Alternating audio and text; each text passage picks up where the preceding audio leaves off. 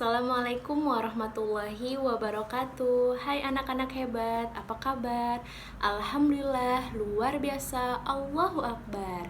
Nah, sebelum kita memulai pembelajaran, yuk kita berdoa terlebih dahulu. Diangkat tangannya ya. Bismillahirrahmanirrahim.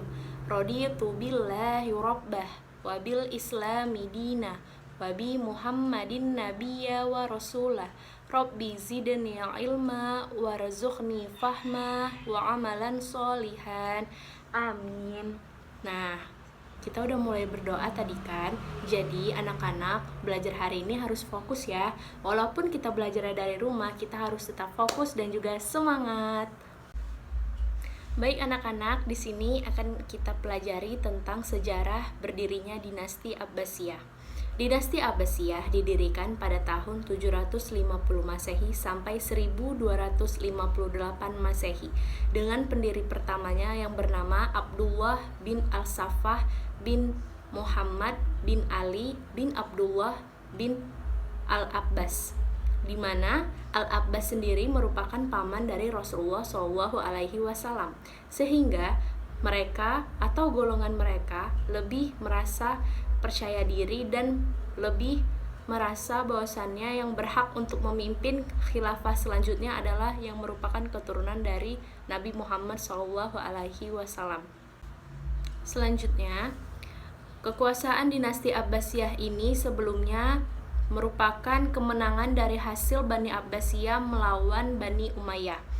Mengapa hal itu bisa terjadi? Karena pada masa kekuasaan Bani Umayyah terbunuh anak dari Ali bin Abi Thalib, yaitu Husain bin Ali, di mana para pengikut Ali bin Abi Thalib yang bernama Syiah merasa sangat kecewa terhadap kekuasaan pada masa itu, sehingga terjadilah pemberontakan dari kaum Syiah kepada kaum Umayyah. Lalu, pemberontakan itu sebelumnya sudah dilakukan pada masa bin Abdul Aziz, yaitu pada tahun 717 Masehi sampai 720 Masehi. Namun pada masa itu masih mengalami kekalahan. Setelah mengalami kekalahan pada masa pemerintahan bin Abdul Aziz, para kaum Syiah atau para kaum Abbasiyah ini terus-menerus melakukan pemberontakan sehingga pada tahun 750 Masehi mengalami kemenangan di masa kekuasaan Marwan bin Muhammad. Nah, pada saat itu golongan Abbasiyah mengalami kemenangan dengan membunuh Marwan bin Muhammad tersebut, sehingga setelah Marwan bin Muhammad itu meninggal akibat terbunuh, maka naiklah golongan kaum Abbasiyah sebagai pemimpin khilafah selanjutnya. Selanjutnya yang akan kita bahas adalah faktor pendukung kemenangan dari dinasti Abbasiyah ini sendiri. Yang pertama, timbul pertentangan politik antara Muawiyah dengan pengikut Ali atau Syiah. Nah, mengapa terjadi? Karena yang paling utama tadi adalah terbunuhnya cucu Rasulullah SAW yang bernama Husain bin Ali. Di situ pengikut Syiah yang merupakan pengikut Ali bin Abi Thalib merasa sakit hati karena anak dari pengikutnya itu dibunuh pada masa Muawiyah tersebut, yang merupakan bagian dari dinasti Bani Umayyah. Lalu yang kedua, munculnya golongan Khawarij. Jadi dalam pertentangan ini muncul kaum Khawarij, di mana apabila kaum Khawarij ini juga ingin merebut kekuasaan dan tidak suka dalam kedinastian Bani Umayyah tersebut. Lalu yang ketiga ada timbul politik pengakhiran khilafah dan konflik dengan cara damai. Setelah pertentangan atau pertempuran itu terjadi, maka dipilihlah cara damai dengan menyerahkan kekuasaan Bani Umayyah kepada dinasti Bani Abbasiyah. Lalu selanjutnya lebih semangatnya lagi golongan Syiah untuk melawan dinasti Umayyah, karena itu tadi faktornya, mereka merasa lebih pantas memimpin umat Islam karena mereka merupakan jelas-jelas keturunan dari Rasulullah SAW, berbeda dari dinasti Umayyah yang tidak memiliki keturunan darah dari Rasulullah SAW. Maka itulah yang membuat mereka lebih merasa percaya diri dan lebih semangat untuk melawan dinasti Bani Umayyah tersebut. Lalu yang terakhir munculnya paham Mawali. Apa sih paham Mawali itu? Paham Mawali adalah perbedaan orang Islam bangsa Arab dan orang Islam non-Arab. Jadi pada dinasti Abbasiyah ini merupakan Islam yang Arab. Istilahnya Islam yang berada di wilayah Arab, berbeda dengan dinasti Umayyah yang merupakan Islam bukan dari orang Arab asli seperti itu. Jadi inilah juga yang menentukan atau yang mendukung dari perselisihan antara Bani Umayyah dan juga Bani Abbasiyah. Jadi yang dapat Ibu sampaikan dan Ibu simpulkan bahwasannya pada faktor-faktor pendukung ini yang paling penting yang pertama adalah rasa ketidakpuasan atau rasa kekecewaan yang dialami oleh kaum Syiah terhadap kejadian terbunuhnya Hussein di peperangan Karbala pada masa itu. Jadi dari situlah timbul rasa kecewa dari para golongan Syiah ini terhadap dinasti Umayyah. Itulah yang menyebabkan terjadinya peperangan yang hebat ini sehingga dinasti Umayyah bisa turun atau bisa terkalahkan oleh dinasti Abbasiyah pada masa itu. Dan itulah yang membuat dinasti Abbasiyah itu bisa melanjutkan kekhalifahan dari dinasti Umayyah yang telah runtuh tersebut, anak-anak. Jadi yang paling penting yang bisa anak-anak pelajari dari masa khilafah Bani Abbasiyah ini bahwasannya kita sebagai sesama muslim sebenarnya kita tidak boleh memerangi saudara kita sendiri seperti yang dilakukan oleh para dinasti Umayyah dan juga Bani Abbasiyah ini. Karena apa? Dalam Al-Quran sendiri Allah sudah menjelaskan bahwasannya darah yang haram itu adalah darah orang mukmin.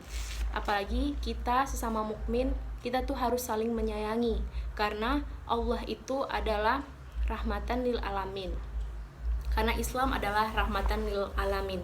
Kita itu harus hablum minallah, hablum minan nas, dan hablum min alam.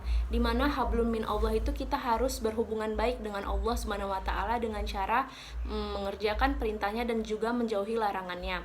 Lalu hablum minan nas, bagaimana kita berperilaku dan juga berhubungan baik dengan sesama manusia, apalagi sesama umat muslim, dimana semua umat muslim itu berarti bersaudara, anak-anak.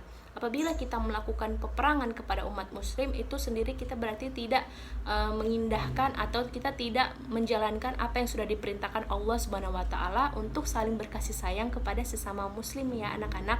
Jadi untuk kita selanjutnya generasi penerus umat Islam dan juga merupakan umat Rasulullah Shallallahu Alaihi Wasallam, kita harus saling menyayangi sesama umat muslim terutama, dan juga kita tidak boleh membunuh saudara-saudara kita sesama muslim, apalagi itu hanya demi kekuasaan dunia.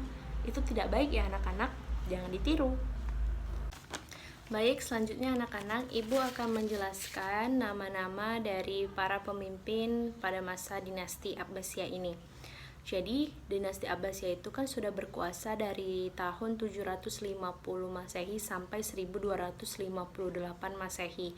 Itu merupakan jangka waktu yang sangat panjang, tentunya memiliki para pemimpin yang tidak sedikit, anak-anak.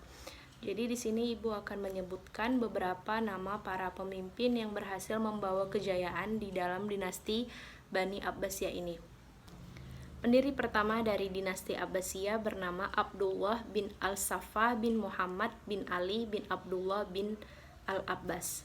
Lalu selanjutnya dilanjutkan oleh Abu Ja'far Al-Mansur, selanjutnya Al-Mahdi, selanjutnya Al-Musa Al-Hadi, selanjutnya Al-Harun Ar-Rashid, selanjutnya Al-Amin, selanjutnya Al-Ma'mun, selanjutnya Al-Mu'tasim, selanjutnya Al-Mutawakil, selanjutnya Al-Muntasir, selanjutnya Al-Musta'in, selanjutnya Al-Mu'taz, selanjutnya Al-Muhtadi, selanjutnya Al-Muhtamid, selanjutnya ada Al-Muqtadid, selanjutnya ada Al-Muqtafi, selanjutnya ada Al-Muqtadir, selanjutnya ada Al-Qahir, selanjutnya ada Ar-Radi, selanjutnya ada Al-Muttaqi, selanjutnya ada Al-Mustaqfi, selanjutnya ada Al-Muti, selanjutnya ada Al-Ta'i, selanjutnya ada Al-Qadir, selanjutnya ada Al-Qaim, selanjutnya ada Al-Muqtadi, selanjutnya ada Al-Mustazir, selanjutnya ada Al-Murtashid, selanjutnya ada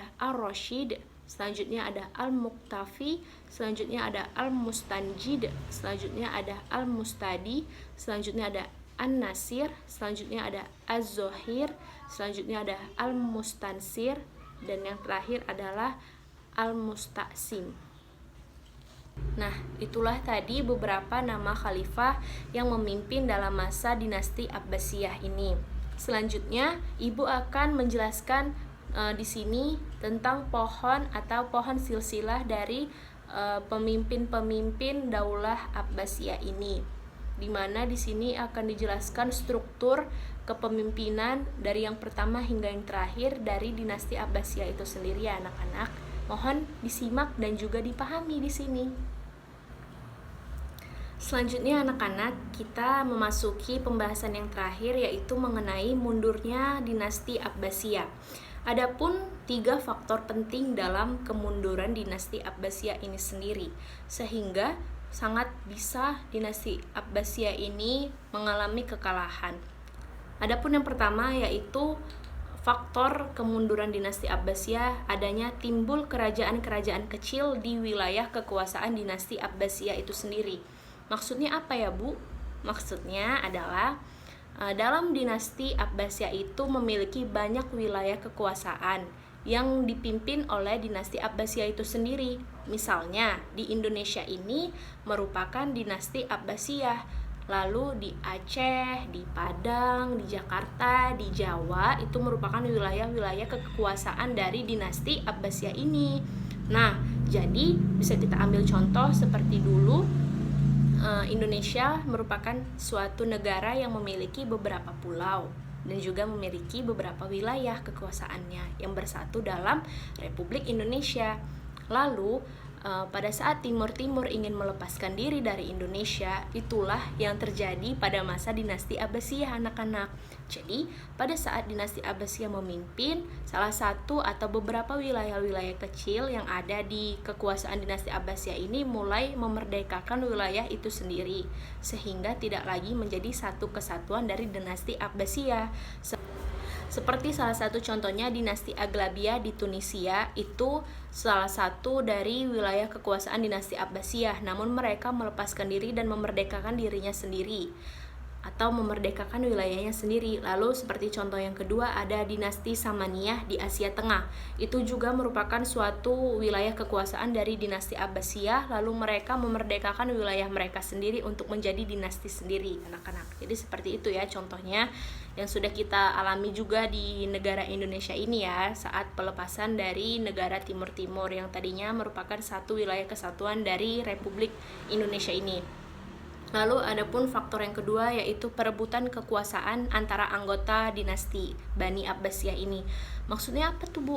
Perebutan dinasti. Nah, perebutan dinasti itu adalah tadi kan silsilah dinasti Bani Umayyah, apabila dinasti itu memiliki struktur kekuasaan dari setiap silsilah keturunan. Jadi pada saat itu para saudara-saudara dari dinasti Abbasiyah yang seharusnya memimpin atau naik tahta setelah pemimpin sebelumnya itu misalnya wafat atau tidak sanggup, itu dialihkan kepada penerus selanjutnya.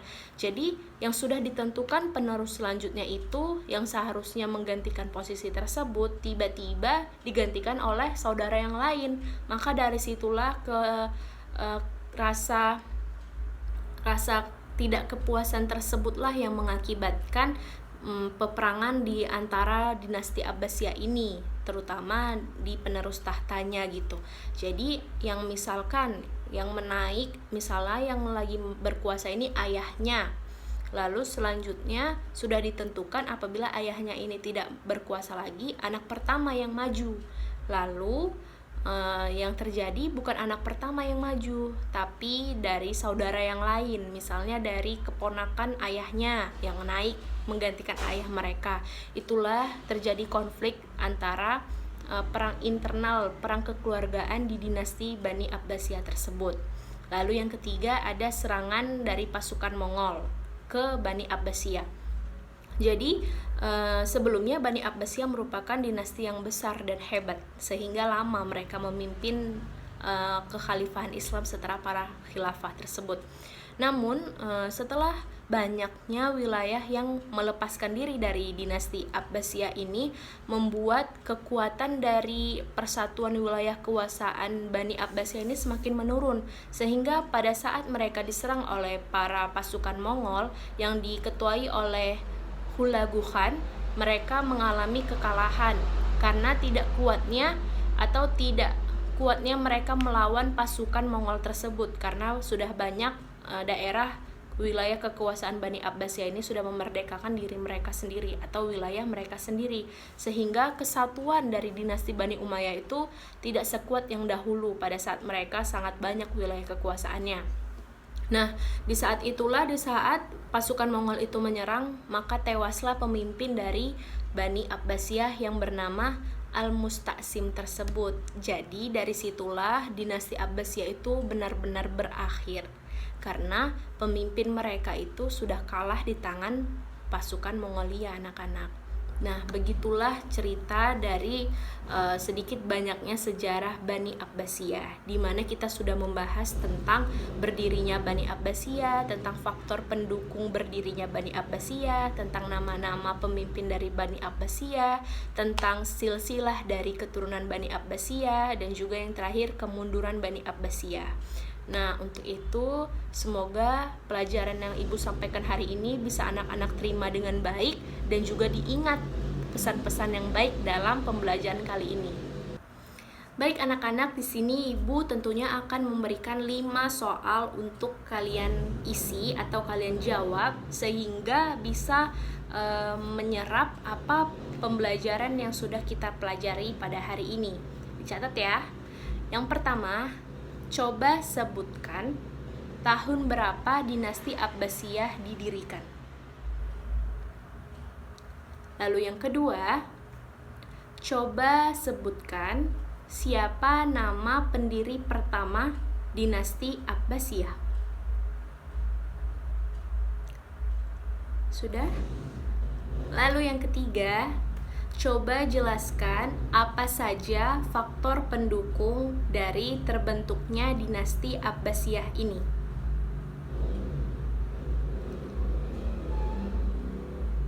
Lalu yang keempat, apa saja faktor utama yang menyebabkan kemunduran dari dinasti Abbasiyah ini? Lalu yang kelima, apa sih itu golongan Syiah? Nah, itu saja soal yang Ibu berikan kepada anak-anak.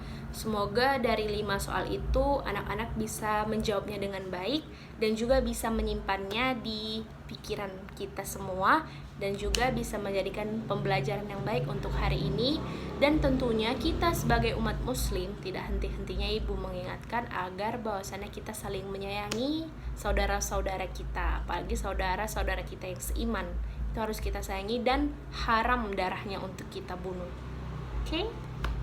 Nah, mungkin itu saja pembelajaran kita hari ini. Semoga ilmu yang kita pelajari hari ini menambah keberkahan kita dan menambah keimanan kita kepada Allah Subhanahu wa taala. Mari kita ucapkan lafaz hamdalah untuk berakhirnya sesi pembelajaran kita hari ini.